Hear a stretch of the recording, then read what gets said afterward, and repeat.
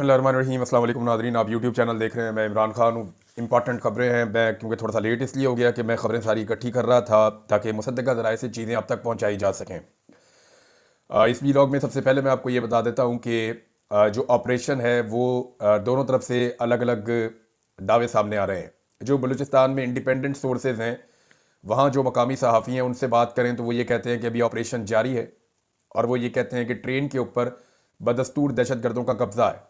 ज़रा कुछ चीज़ें अगर आप टेक्निकली समझ लें तो आपको पता चल जाएगा। इस हमले के हवाले से क्योंकि मालूमात टुकड़ों में आ रही है तो सारे डॉट्स हम कनेक्ट करते हैं सबसे पहले, फिर आपको बताता हूँ कि इस वक्त सूरत हाल क्या है, फिर आपको ये बताता हूँ कि हुकूमत कहाँ खड़ी है और ये मामला आने वाले दिनों में किस तरफ जाएगा और रियासत ने कौन से बड़े फैसले अब करने हैं और कुछ कर लिए हैं।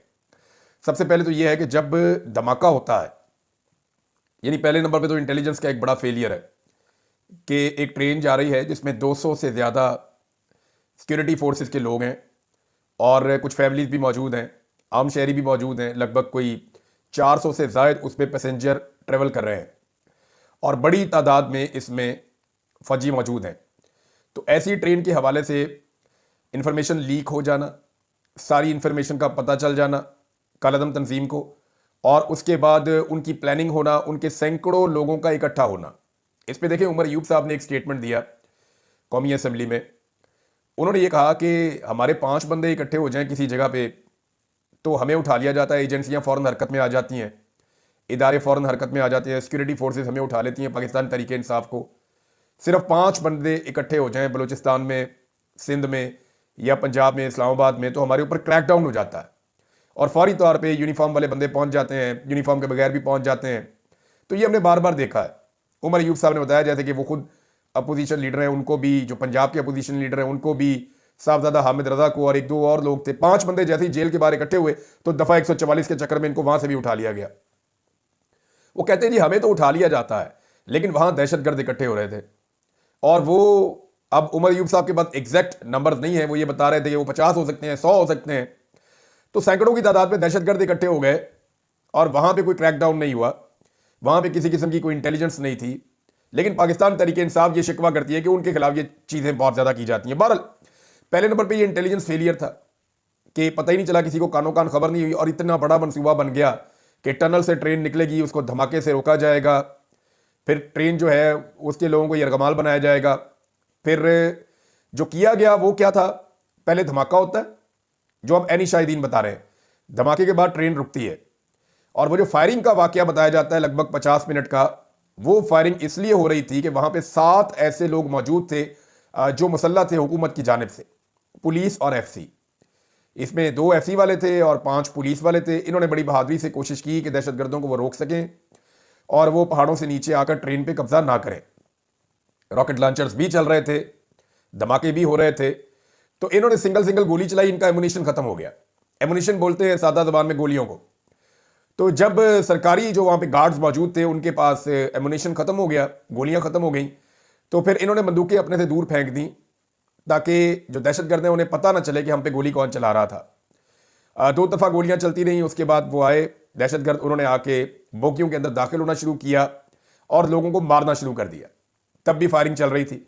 उन्होंने लोगों को अलग अलग किया, ये बलोची लोग जो हैं वो अलग हो जाएं, जो पंजाबी लोग हैं वो अलग हो जाएं, जो सिंधी लोग हैं वो इधर आ जाएं, जो सिक्योरिटी फोर्सेज के लोग हैं वो इधर आ जाएं। तो उन्होंने ऐसे लोगों को अलग अलग किया और अलग अलग करने के बाद उन्होंने खवातीन को, बच्चों को, बुजुर्गों को, बलोचों को उन्होंने कहा अब तुम लोग तो जाओ वापस। पहले वहां बैठा दिया, जब शाम हुई तो उन्होंने कहा तुम लोग जाओ, तुम लोगों से हमारा कोई ताल्लुक नहीं है, हम ये सिक्योरिटी फोर्सेज को लेकर जाएंगे। ये रिपोर्ट हुआ है बीबीसी पे। अच्छा, ये लोग जब पीछे की तरफ चले तो क्योंकि एफसी के लोग आ रहे थे, फोर्सेज आ रही थी, तो उन्होंने इनको रेस्क्यू कर दिया। ये लोग बहुत मुसीबत में थे, मुसीबत के मारे हुए थे, चल नहीं पा रहे थे। कुछ खवातीन नंगे पांव थी, कुछ बुजुर्ग थे, कुछ लोग बैठ बैठ के आराम आराम से जा रहे थे, रुक रुक के, कुछ लोग ज्यादा बुजुर्ग थे, कुछ बच्चे थे उनके साथ।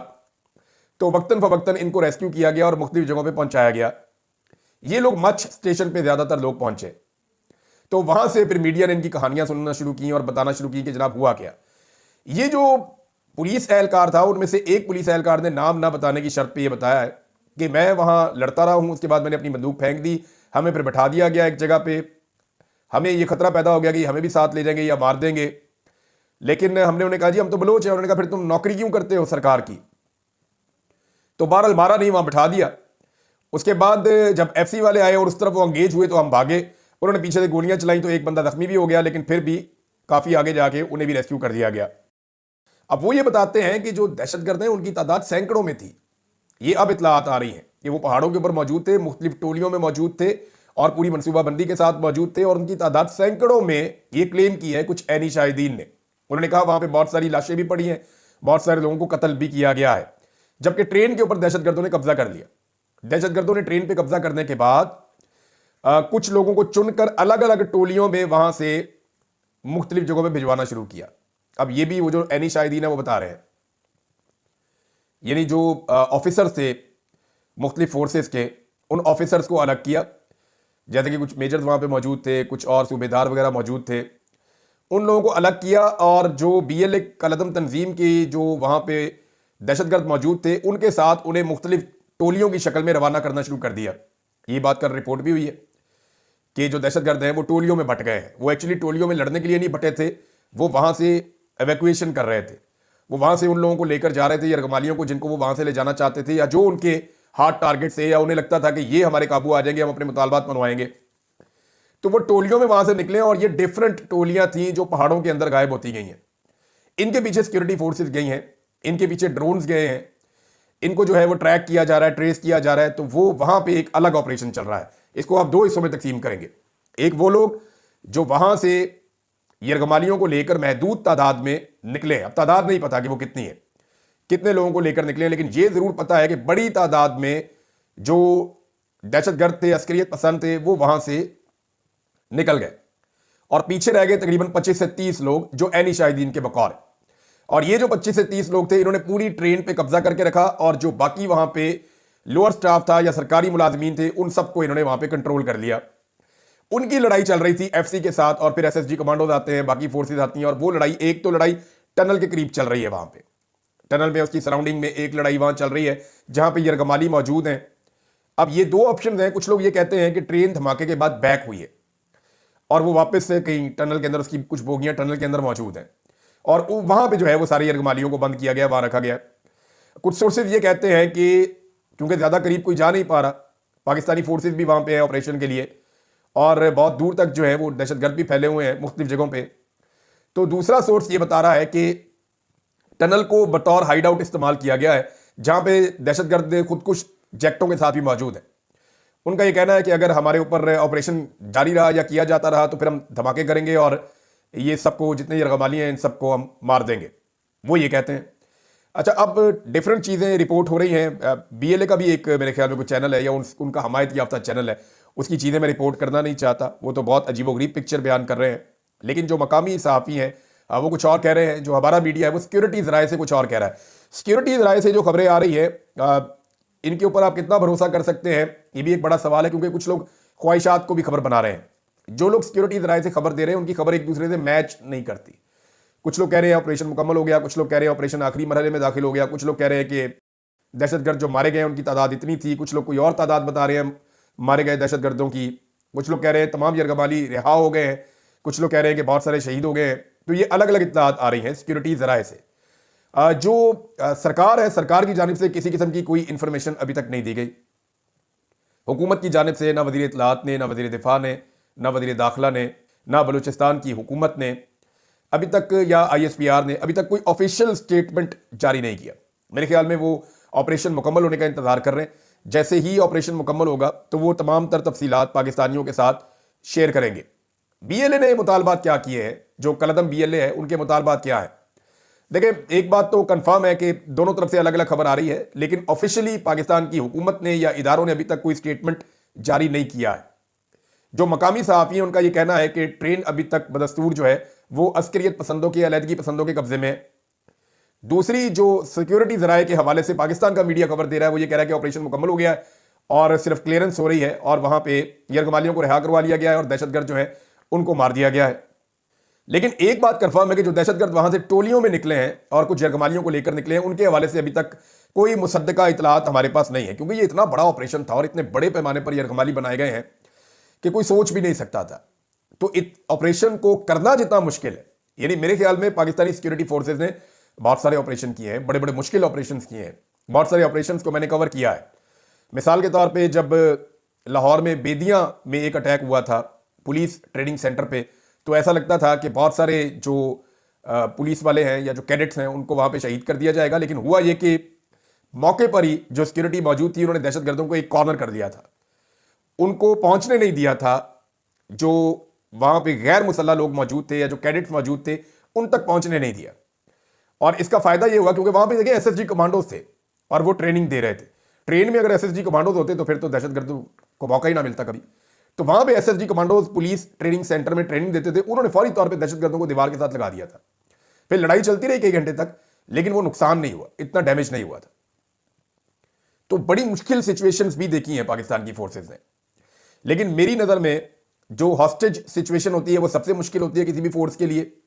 और ये वाली सिचुएशन तो सबसे इसलिए ज्यादा मुश्किल है कि यहां पे कोई एक लड़ाई नहीं है, मुख्तलिफ टोलियों में मुख्तलिफ जगहों की तरफ निकले हैं जो दहशतगर्द हैं और वो अपने साथ यरगमालियों को लेकर गए हैं। उनके पास खुद कुछ बम्बार हैं, उन्होंने एक टनल को भी इस्तेमाल किया है मुबैना तौर पर, वो ट्रेन को बतौर शील्ड इस्तेमाल कर रहे हैं और बहुत सारे यरगमालियों को बतौर शील्ड इस्तेमाल कर रहे हैं, जिनमें अभी भी कुछ सोर्सेज कह रहे हैं कि खवातीन और बच्चे मौजूद हैं। तो ये एक मुश्किल तरीन ऑपरेशन है। इस तरह का ऑपरेशन शायद पाकिस्तानी फोर्सेस की तारीख में पहली मरतबा आया है। तो ये मार्जिन रहना चाहिए कि अभी तक कोई खबरें नहीं आ रही हैं, कुछ बताया नहीं जा रहा, क्योंकि ऐसी सूरत हाल का कभी इन्होंने सामना ही नहीं किया। बीएलए ने जिस तरह कैदियों के तबादले का मुतालबा किया है, ऐसा मुतालबा तो एक रियासत दूसरी रियासत से करती है कि जनाब आप हमारे साथ कैदियों का तबादला कर लें, हमारे जो लापता अफराद हैं या कोई हमारे बंदे जो आपने उठाए हुए हैं या बीएलए के कोई दहशतगर्द उनके पास हों तो उनके साथ आप हमारा तबादला कर लें कैदियों का। ये उन्होंने मुतालबा किया, 48 घंटे का टाइम दिया था। लेकिन पाकिस्तान की रियासत ऐसा कर नहीं सकती, ना फोर्सेज ऐसा कर सकती हैं। अगर उन्होंने ऐसा किया तो ये बीएलए की एक बहुत बड़ी रजिस्टर्ड कामयाबी हो जाएगी। लॉजिकली सिर्फ यरगमालियों को बाजियाब करवाना और दहशतगर्दों से लड़ना ही आखिरी हल है। अब ग्राउंड पे सिचुएशन क्या है ये हमें जैसे जैसे पता चलेगी आपके साथ हम शेयर करते चले जाएंगे। सोशल मीडिया पे अलग तरह की खबरें आ रही हैं, हर तरफ अलग अलग किस्म की खबरें आ रही हैं और हेलीकॉप्टर्स को भी बदस्तूर इस्तेमाल किया जा रहा है। लेकिन हुकूमत की जानिब से और इदारों की जानिब से जो खामोशी है वो बहुत सारे इबाम और बहुत अजीबोगरीब सूरत हाल जो है वो पैदा कर रही है। नाज़रीन, अब इस हमले के बाद जो सियासी पहलू है उसकी तरफ आप आ जाएं तो वो सिचुएशन मैं आपके साथ शेयर कर देता हूं। एक तो हुकूमत ने अपनी तोपों का रुख सिर्फ और सिर्फ पाकिस्तान तहरीक इंसाफ की तरफ रखा हुआ है। इसाक डार हों, अता तारड़ हों, राना सनाउल्लाह हों, एहसन इकबाल ख्वाजा, आसिफ इरफान सिद्दीकी या अफनानुल्लाह खान, ये सारे लोग बजाय इसके कि दहशतगर्दों की मजम्मत करें, दहशतगर्दों के ऊपर अटैक करें या दहशतगर्दों को दीवार के साथ लगाएं या एक कौमी बयानिया तश्कील देने की कोशिश करें, ये सब मिलकर इमरान खान पर और पाकिस्तान तहरीक इंसाफ पर हमला आवर हैं और ये कोशिश कर रहे हैं कि ये साबित करें कि इस हमले के पीछे पाकिस्तान तहरीक इंसाफ है। हालांकि तहरीक इंसाफ ने इस सारे मामले के ऊपर मजम्मत की है, खुलकर मजम्मत की है, दहशतगर्दी के वाक़े की मजम्मत की है, दहशतगर्दों की मजम्मत की है। लेकिन साथ ही साथ उन्होंने क्योंकि सवालात उठाए हैं सिक्योरिटी फेलियर के ऊपर, इंटेलिजेंस फेलियर के ऊपर, और उनका एक बड़ा सवाल यह है कि हमारे ऊपर सारी तवानाइयां खर्च की जा रही हैं, यही तवानाइयां दहशतगर्दों के खिलाफ खर्च की जानी चाहिए। लॉजिकल है, अपोजिशन जो है वो तनकीद ही करती है और क्या करती है। लोगों ने निकाल के मरियम नवाज का, नवाज शरीफ के क्लिप लगाना शुरू कर दिए कि माजी में ये लोग भी बलूचिस्तान की बात करते थे, लापता अफराद की बात करते थे, माजी में ये लोग भी आवाज उठाते थे ऐसी चीजों के बारे में। लेकिन अब ऐसा कैसे हो गया कि अब जो भी बात कर रहा है उसको ये गद्दार डिक्लेयर कर रहे हैं। यानी इसाक डार ने तो साफ गद्दार कह दिया है। अब हुकूमत की तरजीहात क्या है जरा आप यहां पे गौर करें कि जो आईजी ने बनाई हुई है अपनी जेआईटी इस्लामाबाद में, उसने आईजी ने तलब कर लिया जी अलीमा खान को और उमर अयूब को कि जनाब आप एंटी स्टेट चल रहे हैं, आप रियासत के खिलाफ चल रहे हैं, लिहाजा आएँ और आकर आप जवाब दें। यानी आप अंदाजा करें कि इनकी तरजीहात क्या है, ये किस तरफ चीज़ों को सोच रहे हैं। अभी भी उन्हें पाकिस्तान तहरीक इंसाफ को कुचलना है। पाकिस्तान का मीडिया जो है वो ठीक से रिपोर्ट नहीं कर पा रहा। इंडियन मीडिया और फॉरेन मीडिया जो है वो इस खबर को बहुत बड़े पैमाने पर रिपोर्ट कर रहा है। मैं अगर खोलूं इंटरनेशनल मीडिया को तो मेरे सामने जो न्यूज़ चैनल आ जाते हैं, the guardian, the independent, Al Jazeera, sky news, NDTV, Reuters, CNN, the New York times, कोई ऐसा बड़ा आलमी अखबार या मीडिया हाउस नहीं है जिसने इस वाक़े की कवरेज ना की हो। तो ये पाकिस्तान के लिए एक बड़ी शर्मिंदगी का बायस है। हुकूमत और हुकूमती सहाफ़ियों ने दहशतगर्दों से ज़्यादा पाकिस्तान तहरीक इंसाफ और इमरान खान साहब को टारगेट किया है। लेकिन असल में तो जनरल बाजवा, नदीम अंजुम, फैज़ हमीद और PDM सरकार से पूछना चाहिए कि आप दहशतगर्दों को पाकिस्तान में क्यों लाए। इमरान खान साहब के दौर में ये आइडिया पाकिस्तान की एस्टेब्लिशमेंट ने फ्लोट किया था और इमरान खान साहब की हुकूमत में इसके ऊपर कोई फैसला नहीं हो पाया था। लेकिन ये आइडिया मौजूद था, इसके ऊपर डिस्कशन हो रही थी। इमरान खान साहब ने खुद भी इसके ऊपर मीडिया में भी डिस्कशन की थी, उनका अपना एक पॉइंट ऑफ व्यू था, लेकिन उनकी पार्टी के अंदर सख्त मुखालफत थी कि दहशतगर्दों को वापस नहीं आने देना। अब उनकी हुकूमत खत्म की गई तो उसके बाद ख्वाजा आसिफ साहब की कुछ तस्वीर में नजर आती हैं नदीम अंजुम साहब के साथ कि वो मिल रहे हैं अफगान क़यादत को, और जो टीटीपी है उनको वापस लाने के लिए बातचीत हो रही है। बाकायदा हेडलाइन लिखी हुई अंग्रेजी अखबार के अंदर।